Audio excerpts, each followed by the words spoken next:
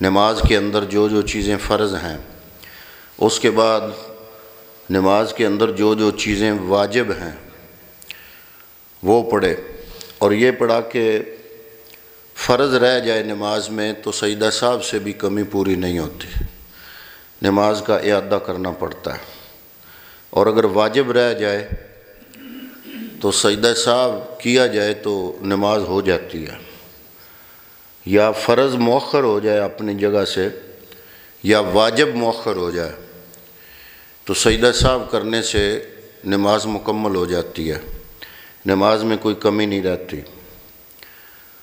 اور نمازی آدمی کے لیے کم از کم یہ جاننا بہت ضروری ہے کہ نماز میں کتنے فرض ہیں اور نماز کے اندر کتنے واجب ہیں۔ اگر اس کو یہ پتہ ہوگا تو پھر اس کو یہ بھی پتہ چل جائے گا کہ کب سجدہ صاحب کیا جائے گا اور کب سجدہ صاحب نہیں کیا جائے گا۔ آج ہم نے فرض اور واجب کے علاوہ کچھ ایسے کام ہیں جو رہ بھی جائیں تو ان پہ سجدہ صاحب لازم نہیں آتا، لیکن وہ ہے نماز کا حسن اور وہ ضروری ہیں، ان کو کہتے ہیں سنن نماز، یعنی نماز کی سنتیں، جو چیزیں نماز میں حضور نبی اکرم صلی اللہ علیہ وآلہ وسلم سے ثابت ہیں لیکن ان کی تاکید فرض اور واجب کے برابر نہیں، وہ سنن کہلاتی ہے۔ نماز میں درج ذیل سنن ہے۔ نمبر 1، تکبیر تحریمہ کہنے سے پہلے دونوں ہاتھ کانوں تک اٹھانا۔ جب اللہ اکبر آپ کہتے ہیں تو دونوں ہاتھ جو ہے یہ کانوں تک اٹھانا، یہ سنت ہے۔ دونوں ہاتھوں کی دوسری سنت، دونوں ہاتھوں کی انگلیوں کو معمول کے مطابق کھلی اور قبلہ رخ رکھنا، یعنی عام معمول جتنا ہوتا ہے انگلیوں کا اتنی کھلی، ایسے نہیں، جو معمول ہوتا ہے عام ہاتھ کا اس طرح کھلی رکھنا اور قبلہ رخ رکھنا۔ مطلب اس کا اگر آپ کا چہرہ قبلے کی طرف ہے، مثلا میرا چہرہ اگر قبلے کی طرف ہے تو میں ایسے کروں گا تو یہ عام معمول کے مطابق کھلی بھی ہیں، اور ان کا اوپر سے جو پوروں کا جھکاؤ ہے وہ قبلہ کی طرف ہے۔ نمبر 3، تکبیر کہتے وقت سر کو نہ جھکانا۔ کچھ لوگوں کی یہ عادت ہوتی ہے کہ جب انہوں نے تکبیر کہنی ہوتی ہے تو ایسے سر بھی کرتے ہیں، سر سیدھا ہی رکھنا، ہاتھوں کو اٹھانا اوپر۔ نمبر 4، امام کا تکبیر تحریمہ اور ایک رکن سے دوسرے رکن میں جانے کی تمام تکبیریں بلند آواز سے کہنا، یعنی اگر امام بھول جائے اور وہ آہستہ سے بھی کہہ جائے تکبیر، اور پیچھے جو ہیں وہ امام کی حرکت سے مثلا رکوع گیا ہے تو اس نے اللہ اکبر کہنا بھول گیا ہے بلند آواز سے، تو اس نے آہستہ آواز میں کہہ دیا ہے، پچھلے امام کی حرکت سے ہی رکوع میں چلے جائیں گے تو اس سے سجدہ صاحب واجب نہیں ہوگا، کیونکہ اونچا پڑھنا تکبیر، امام کا تکبیر کو اونچا پڑھنا یہ سنت ہے۔ نمبر 5، سیدھے ہاتھ کو بائیں ہاتھ پر ناف کے نیچے باندھنا، بائیں ہاتھ نیچے ہو سیدھا ہاتھ اوپر ہو، اور ایسے جو ہے نا چھوٹی انگلی اور جو انگوٹھا ہے اس سے کلائی کو پکڑا جائے اور باقی جو 3 انگلیاں ہیں اس کو ایسے کلائی کے اوپر رکھا جائے، یہ اصل طریقہ ہے سنت کا۔ یہ چھوٹی انگلی چیچی جس کو آپ کہتے ہیں، چھوٹی انگلی اور انگوٹھے سے کلائی کو پکڑنا ہے اور 3 انگلیوں کو کلائی کے اوپر رکھنا ہے اور اس طرح باندھ کے ناف کے نیچے باندھ لینا۔ نمبر 5، سیدھے ہاتھ کو بائیں ہاتھ پر ناف کے نیچے باندھنا۔ نمبر 6، یہ باندھ لیا، اللہ اکبر کہہ لیا، کانوں کو ہاتھ لگا لیا، اب ہے ثنا پڑھنا، یہ 6ٹھی سنت ہے۔ اگر کوئی آدمی نماز میں ثنا بھول جائے تو سجدہ صاحب کی ضرورت نہیں ہے، لیکن نماز میں کمی ضرور ہوگی، اگر جان کے کیا ہے تو گناہگار بھی ہوگا، اور اگر ساون بھول گیا ہے تو پھر اس سے کوئی حرج نہیں ہے، لیکن ثنا پڑھنا سنت ہے۔ نمبر 7، ثنا کے بعد تعوذ پڑھنا۔ لفظ تعوذ نہیں بلکہ تعوذ جب بولا جاتا ہے تو پھر اس کا مطلب ہوتا ہے اعوذ باللہ من الشیطان الرجیم پڑھنا۔ اور نمبر 8، تسمیہ پڑھنا۔ تعوذ کے بعد آپ تسمیہ پڑھتے ہیں، بسم اللہ الرحمن الرحیم کو تسمیہ کہتے ہیں۔ وہ ایک دفعہ میں نے کوئی وظیفہ بتایا شاید تقریر میں، تو میں نے کہا کہ اتنی بار استغفار پڑھنا ہے۔ تو دوسرے دن ایک بندہ ملا، اس نے کہا کہ بس استغفار پڑھتا رہا ہوں اور دانہ نیچے گراتا رہا ہوں۔ میں نے کہا نہیں، استغفار جب کہا جاتا ہے نا استغفار پڑھنا ہے تو اس کا یہ مطلب نہیں کہ لفظ استغفار پڑھنا ہے، اس کا مطلب ہے استغفر اللہ کہنا ہے۔ استغفر اللہ کو استغفار کہتے ہیں۔ اگر کہا جائے نا کہ تسمیہ پڑھنا سنت ہے نماز میں، تو اس کا یہ مطلب نہیں کہ نماز میں آپ نے تسمیہ لفظ کہنا ہے، بلکہ اس کا مطلب ہے کہ آپ نے بسم اللہ الرحمن الرحیم کہنا۔ نمبر 9، فرض نماز کی تیسری اور چوتھی رکعت میں صرف سورہ فاتحہ پڑھنا۔ تیسری اور چوتھی رکعت میں فرض نماز کی میں، یعنی کہ آگے قرأت نہ کرنا، صرف سورہ فاتحہ پڑھنا۔ نمبر 10، آمین کہنا۔ لفظ آمین کہنا فرض نہیں، واجب نہیں، بلکہ یہ سنت ہے۔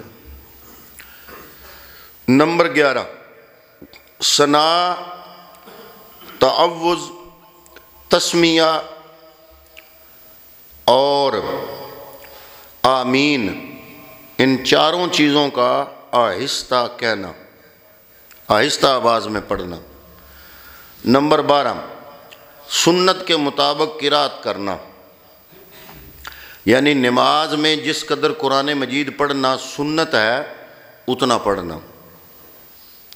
وہ ایک بندہ آیا حضور کی بارگاہ میں، اس نے عرض کیا یا رسول اللہ فلاں آپ کا صحابی، اس نے عشاء کی نماز پڑھانی شروع کی تو سورہ بقرہ شروع کر دی، تو ایک بندہ جو ہے وہ درمیان میں چھوڑ کے چلا گیا۔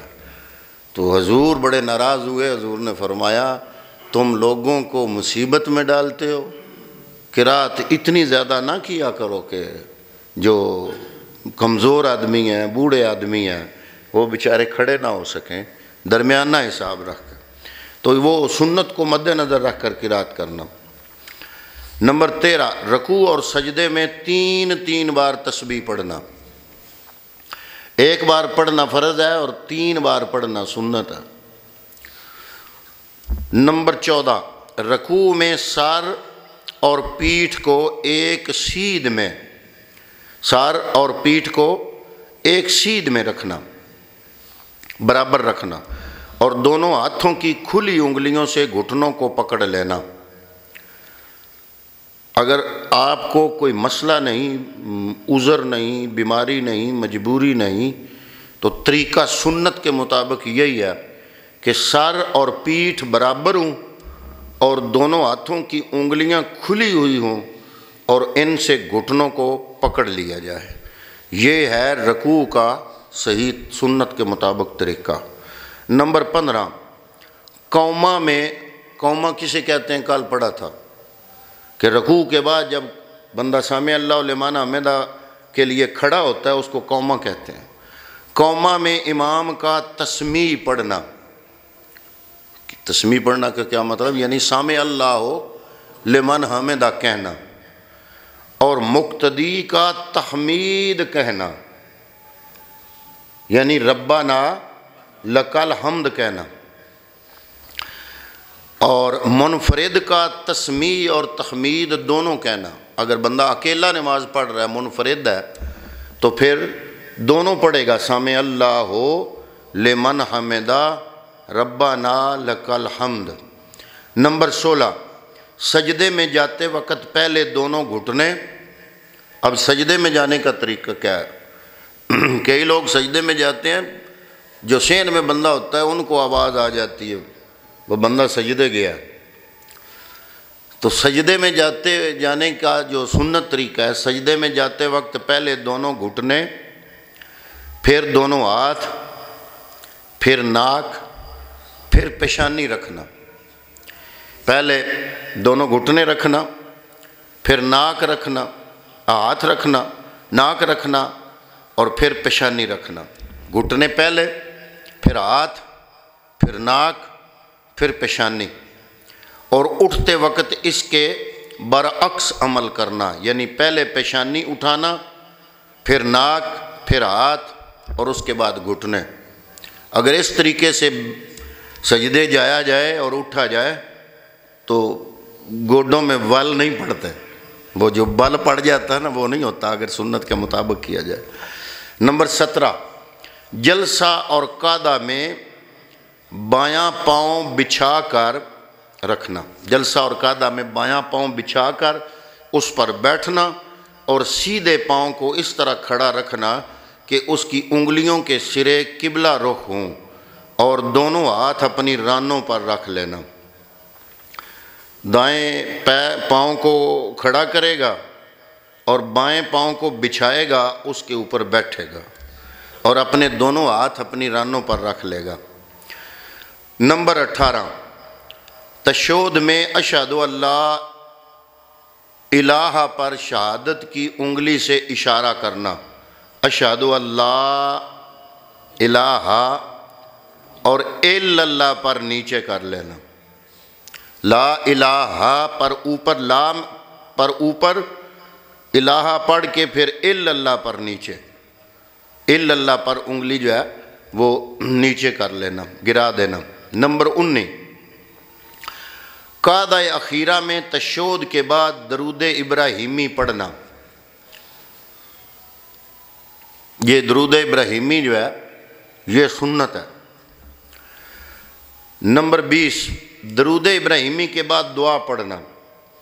تشہد میں درود ابراہیمی بھی سنت ہے اور آگے جو ربی جعلنی دعا پڑھتے ہیں ہم وہ بھی سنت ہے۔ نمبر 21، پہلے دائیں طرف سلام پھیرنا، پھر بائیں طرف سلام پھیرنا۔ ان سنتوں میں سے اگر کوئی سنت ساون رہ جائے، یعنی غلطی سے رہ جائے یا قصداً ترک کی جائے تو نماز تو نہیں ٹوٹتی اور نہ ہی سجدہ سہو واجب ہوتا ہے، لیکن قصداً چھوڑنے والا، جان بوجھ کے چھوڑنے والا گناہ گار ہوتا ہے۔ تو جان بوجھ کے نہیں چھوڑنا چاہیے، ساون چھوٹ جائے تو پھر اس پہ کوئی نہیں، گناہ بھی نہیں ہے اور اس پہ سجدہ سہو بھی نہیں ہے۔ تو یہ تھیں نماز کی سنتیں۔ اگر ہم فرائض، واجبات اور سنتوں کے مطابق نماز ادا کریں گے تو انشاءاللہ العزیز ہماری نماز اللہ کی بارگاہ میں قبول ہوگی، اور اللہ تو قبول کرنا چاہتا ہے، وہ تو قبول کرنے کے لیے بہانے ڈھونڈتا ہے۔